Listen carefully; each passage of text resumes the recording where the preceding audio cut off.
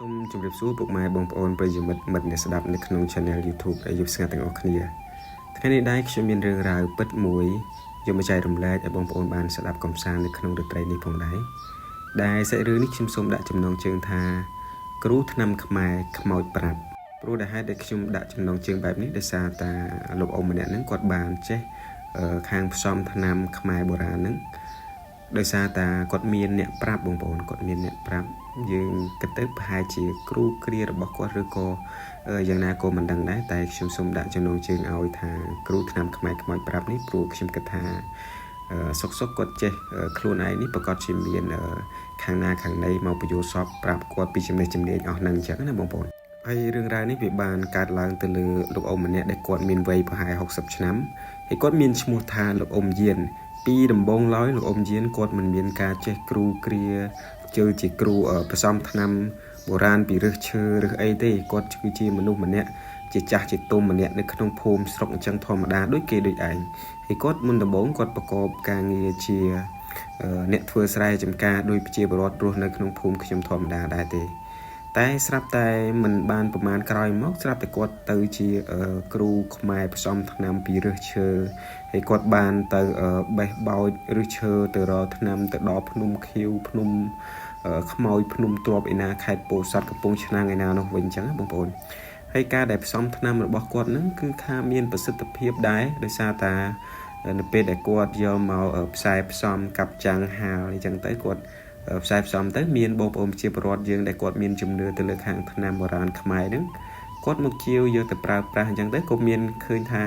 វាមានប្រសិទ្ធភាពវាធ្វើឲ្យបាត់អាការៈឈឺចុកចាប់របស់គាត់ក៏គាត់មានជំនឿនិងជឿរហូតទៅអញ្ចឹងទៅបងប្អូន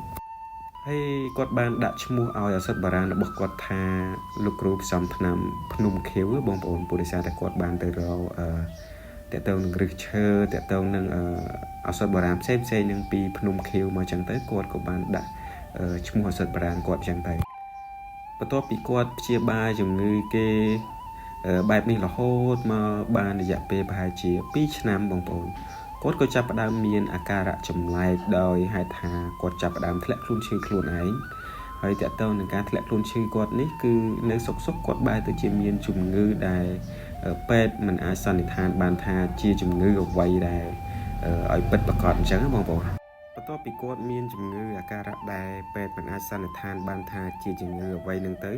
ក្រុមគ្រួសាររបស់គាត់នឹងក៏បានធ្វើការបែរបន់ទៅកាន់គ្រូបាត់ជាយទៅកាន់គ្រូដែលគ្រូគ្រាជាគ្រូធំគ្រូតូចរបស់គាត់នឹងអញ្ចឹងទៅហើយតាមរយៈការបែរបន់នេះដែរគឺថាធ្វើឲ្យគាត់មានអាការៈរៀងធូរស្បើយក៏ប៉ុន្តែតម្រូវឲ្យគាត់នឹងធ្វើអាស្រមនៅផ្សេងដាច់ដោយឡែកពីកូនចៅរបស់គាត់អញ្ចឹងទៅហើយពេលនឹងដែរគឺថាកូនចៅរបស់គាត់ក៏បានធ្វើតាមការណែនាំរបស់គ្រូធំគ្រូតូចរបស់គាត់នឹងក៏បានធ្វើអាស្រមឲ្យគាត់នៅដាច់ដោយឡែកពីប្រពន្ធពីកូនអញ្ចឹងបងប្អូននៅពេលដែលលោកអ៊ំយានគាត់បាននៅអាស្រមដាច់ដោយឡែកពីក្រុមគ្រួសាររបស់គាត់នឹងរឿងរ៉ាវចម្លែកនៅក្នុងក្រុមគ្រួសាររបស់គាត់ក៏ចាប់ផ្ដើមកើតឡើងមន់ទាគោក្របីជ្រូកដែលគ្រួសាររបស់គាត់ធ្លាប់តែចិញ្ចឹមមានការសុខសប្បាយនឹងក៏ប្រែទៅជាមានរឿងរ៉ាវដោយសារតែចិញ្ចឹមលែងរស់ចិញ្ចឹមលែងគង់អញ្ចឹងបងប្អូនមន់ទាចាប់ផ្ដើមឈឺគោក្របីក៏ចាប់ផ្ដើមឈឺអញ្ចឹងទៅហើយងាប់ជាបន្តបន្ទាប់ជាហូរជាហាយអញ្ចឹងទៅដោយមិនមានមូលហេតុអីណាមួយច្បាស់លាស់ឬក៏វាអាចថាជាអសន្នរោគក៏ថាបានតែវាខុសប្លែកពីរាល់ដងអញ្ចឹងបងប្អូនដោយមិនមានការសង្ស័យអីវែងឆ្ងាយទេក្រុមគ្រួសាររបស់គាត់ក៏មិនបានផ្ដោតយកចិត្តទុកដាក់អីផ្សេងដែរតែយើងក៏លេចទៅមើលអាការៈរបស់លោកអ៊ំយានវិញពីមួយថ្ងៃទៅមួយថ្ងៃការធ្វើខ្លួនរបស់គាត់គឺកាន់តែប្លែកទៅគាត់មិនសូវជាចង់ជួបបងប្អូនមិនសូវជាចង់ជួបអ្នកណាក្រៅពីគាត់សំងំនៅក្នុងអាស្រមរបស់គាត់អញ្ចឹងទៅហើយតើទៅនឹងការរកថ្នាំផ្សាយផ្សំឲ្យអ្នកជំងឺផ្សេងដែលគេមកជាវទៀតក៏គាត់លែងសូវទៅភ្នំខៀវលែងសូវទៅរកថ្នាំឬឈើអីយកមកផ្សំដើម្បីឲ្យឱសថបុរាណរបស់គាត់នឹងលក់ចែកចាយបន្តទៀតចឹងដែរបងប្អូនពីមួយថ្ងៃទៅមួយថ្ងៃគាត់នៅតែសំងំនៅតែក្នុងអាស្រមរបស់គាត់មិនបានចេញក្រៅនោះទេអាការៈរបស់គាត់ប្លែកហាក់ចម្លែកពីមួយថ្ងៃទៅមួយថ្ងៃកាន់តែខ្លាំងឡើងរហូតមានការសោកស្ដាយពីកូនចៅរបស់គាត់និងប្រពន្ធរបស់គាត់ nơi giúp mũi để xa miền ca song say để tăng từ năng lúc ông diên còn xây miền ca trên trái phong nút con trai được bọc quát của bạn lớp từ mơ bề dụng giống một bọn lớp từ mơ lúc ông diên được bề dụng hay vì cô oi rừng thốt đáy đài bề đài từ mơ lúc ông diên được bề dụng bề nút lúc ông diên quạt bàn slap bắt bóng chỉ vật mình đăng bị bề na nô tê bằng bọn trong này đài vì cô oi rừng thốt nút bằng bọn tại tao nên à cả đài lúc ông diên quạt slap cứ quát bàn cho cầm bật mút muối dọc một vẽ buộc luôn anh hay bây giờ con trai quạt từ mưa nâng khơi thà bộ viên được bắt quạt nâng nơi hàng cả luôn từng ở bông bồn hay bông bồn kết xạ sớm mai mưa tới mình đôi dương sọc sọc do cầm bật dọc một vẽ buộc luôn anh tại ai từ rồi thế rồi có vì miền ai mùi nước nông nắng vì miền ông pơ ai mùi nước nông nắng đây dương mình ai xoan thang bán bông bồn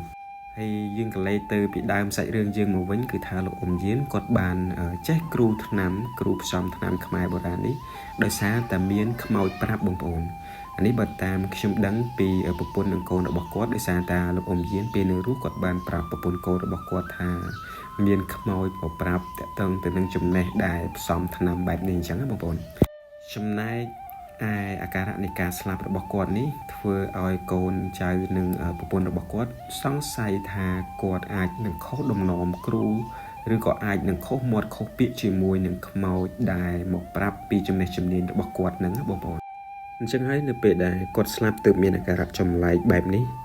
ให้ดาวซาแต่มันมีการสังสายติดเซนเตเคยแบบนั้นกับปัตเตอร์เป็นนั้นก็ปนโกนั้นก็บานแต่ให้บริมาเฟอร์ก็สาววิจัยได้ปัจจัยเรามันเคยแต่เติมในการในกิจกรรมไม่นามวยเตบริษัทมันมีนามันเนี่ยกูไอ้สองสายจังมาบนให้ก็กรมครูซาบอลอมเย็นก็บานจัดใจเฟอร์บอลอมเย็นแต่ตามไปในบอกมายังจังเต็มประตูปีนังบานประหายเชียประมาณทั้งไงกรอยมูติประตูปีบอลบอลไงระบอลอมเย็นหาย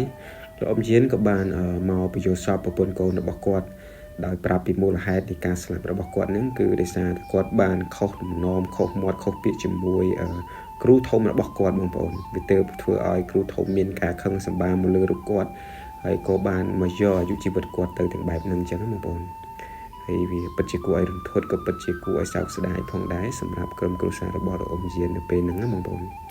ไอใส่เรื่องระบบขยมกับบานดอตีเป็นจอบให้แต่เติมเป็นการทาใบระบบขยม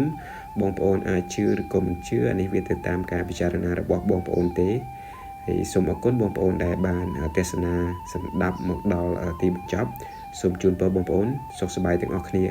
จุกเนียในเรื่องไรกลายติดบองปอนสมอก้นสมจุ่มเรียบบองปอน